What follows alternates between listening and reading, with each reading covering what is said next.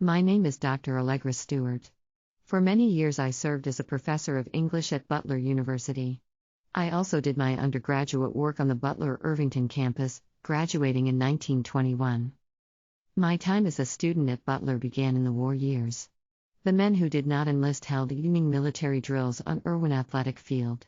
Barracks, which later became the gymnasium, were erected on the southwest corner of Butler and University Avenues. The mess hall, later a classroom and a cafeteria, was erected just to the north. All during the war the girls had knitted for the soldiers, to the annoyance of some of the professors. It was finally agreed that the girls would not knit during classes but could do so in chapel.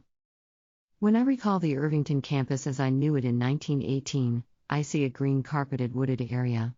There was a stone summer house. The octagonal-shaped astronomical observatory stood on a bit of high ground on the northeast corner of the campus. The red brick administration building, dating from 1875, was an imposing symmetrical structure 3 stories tall, crowned by a belfry and 2 turreted wings. Besides the administrative offices, it contained 18 classrooms, as well as meeting rooms for the Literary Society and the YMCA. On the 3rd floor was the chapel. There was a round radiator just inside the north door where on cold winter mornings we who came by streetcar used to warm our fingers and toes after the long freezing walk down Butler Avenue from Washington Street.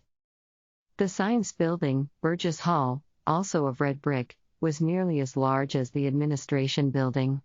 It contained 6 large classrooms, a museum hall, an Athenaeum hall and the laboratories for chemistry, physics and biology. When I was a student, Professor Means presided over chemistry, Professor Friesner over botany and Professor Brunner over biology. The Bona Thompson Memorial Library still stands on its old site. In 1918 it was a handsome stone building, housing some 16,000 books, according to the catalog for that year.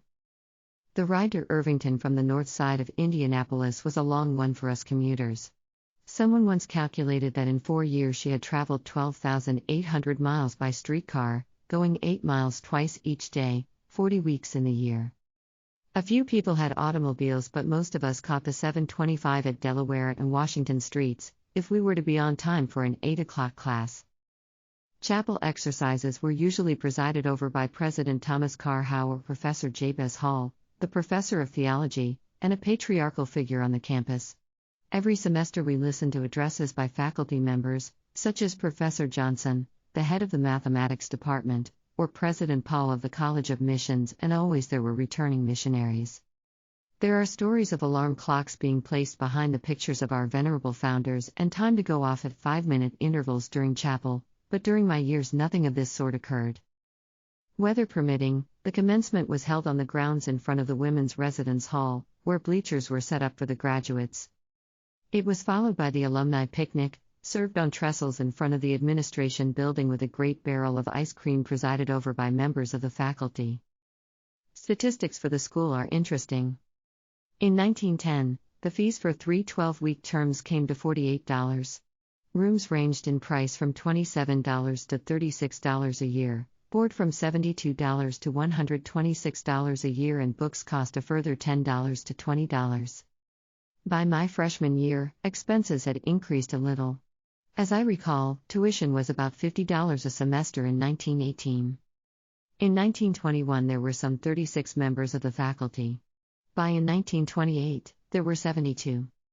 Pre-war enrollment averaged 650 a year, rising just after the war to nearly 1,000 by 1918. By 1922, it was 1,592.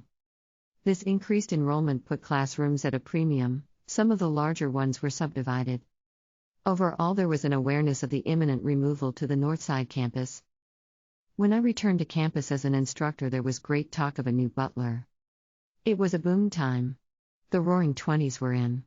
So was Prohibition. So were flappers.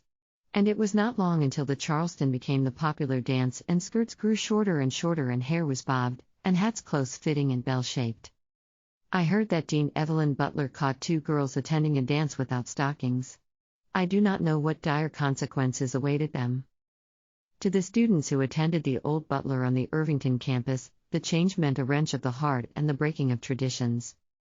We had strolled along the winding streets of Irvington, attended dances at Moores Hall and parties at the College of Missions and Downey Avenue Christian Church, and had been entertained at the beautiful home of President Howe on North Audubon Circle and in the homes of many members of the Butler faculty.